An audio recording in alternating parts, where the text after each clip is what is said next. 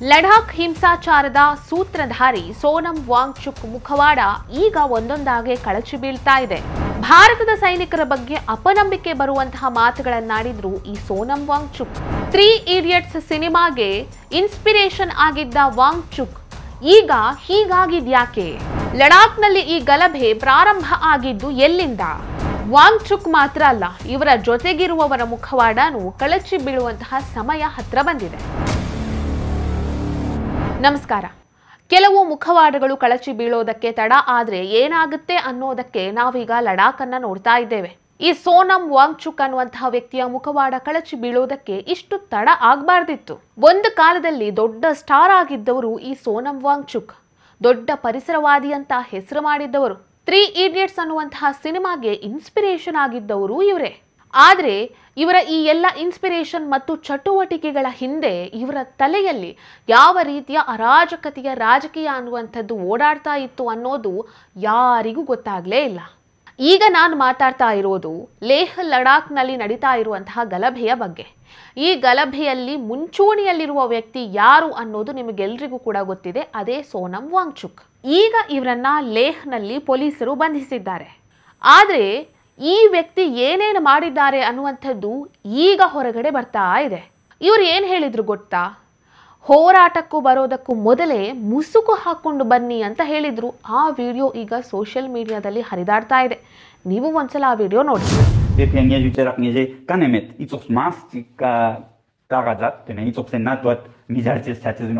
Iale ya tena tsokla tena ma ngitsan yongyan tsinok lungrak yongyan tsinok te tsokgunne skopche se pia teni tsokse tv jigan gonzala da ma kakchani nok rai khamre pia tene tv ya junu guneta tene itsoks hudi juru gale hudi zerin nam tv channel ಇದಲ್ಲದೆ ಇನ್ನೂ ಒಂದು ಮಾತು ಹೇಳಿದ್ರು. ಅದೇನಂದ್ರೆ ನಮ್ಮ ಸೈನ್ಯದವರು ಚೀನಾದ ಸೈನ್ಯಕ್ಕೆ ಸೇರ್ತಾ ಇದ್ದಾರೆ ಅಂತ ಹೇಳಿ ನಮ್ಮ ಸೈನ್ಯದ ಮೇಲೆ, ನಮ್ಮ ಸೈನಿಕರ ಮೇಲೆ ಅಪನಂಬಿಕೆ ಬರುವಂತಹ ಒಂದು ಸ್ಟೇಟ್ಮೆಂಟ್ ಅನ್ನು ನೀಡಿದ್ರು ಇವರು.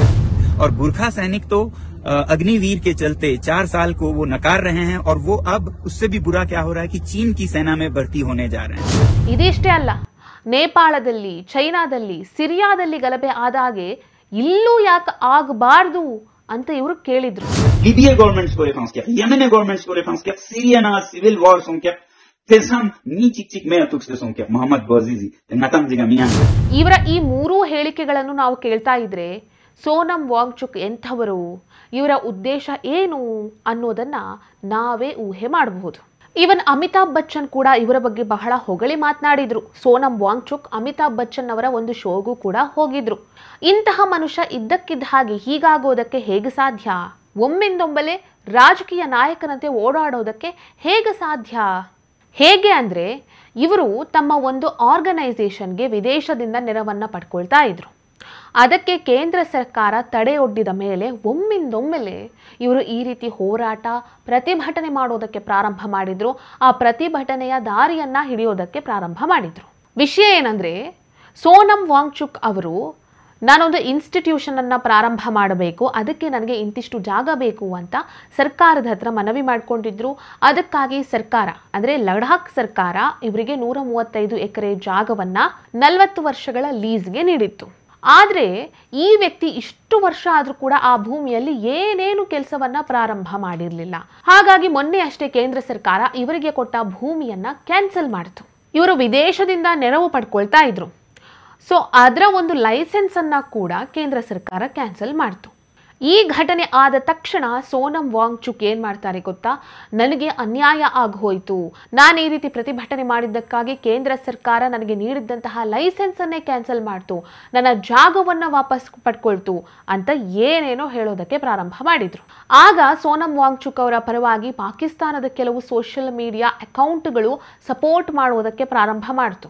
ಸೊ ಇದಿಷ್ಟು ಘಟನೆಗಳಾದ ಮೇಲೆ ಇವರ ಹೋರಾಟ ಬಹಳ ತೀವ್ರ ಸ್ವರೂಪವನ್ನ ಪಡೆದುಕೊಳ್ತು. ಇಲ್ಲಿ ಪ್ರಾಬ್ಲಮ್ ಏನಂತ ಹೇಳಿದ್ರೆ ಇಂಥವರ ಮುಖವಾಡ ಬಹಳ ಬೇಗ ಕಳಚಿ ಬೀಳೋದಿಲ್ಲ ಅನ್ನುವಂಥದ್ದು.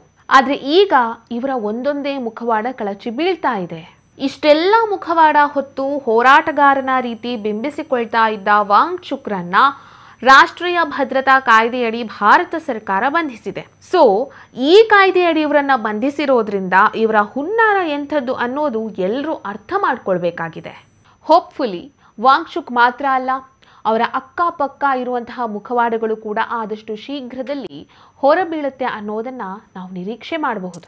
ಈ ವಿಡಿಯೋ ನಿಮಗೆ ಇಷ್ಟ ಆಗಿದ್ದಲ್ಲಿ ಲೈಕ್ ಮಾಡಿ, ಶೇರ್ ಮಾಡಿ, ಕಮೆಂಟ್ ಮಾಡಿ. ನೀವಿನ್ನೂ ನಮ್ಮ ಹೊಸದಿಗಂತ ಡಿಜಿಟಲ್ ಚಾನಲನ್ನು ಸಬ್ಸ್ಕ್ರೈಬ್ ಮಾಡಲಿಲ್ಲ ಅಂದರೆ ದಯವಿಟ್ಟು ಸಬ್ಸ್ಕ್ರೈಬ್ ಮಾಡಿ. ಹೆಚ್ಚಿನ ಮಾಹಿತಿಗಾಗಿ ಪಕ್ಕದಲ್ಲಿರುವಂತಹ ಬೆಲ್ ಐಕನನ್ನು ಪ್ರೆಸ್ ಮಾಡಿ.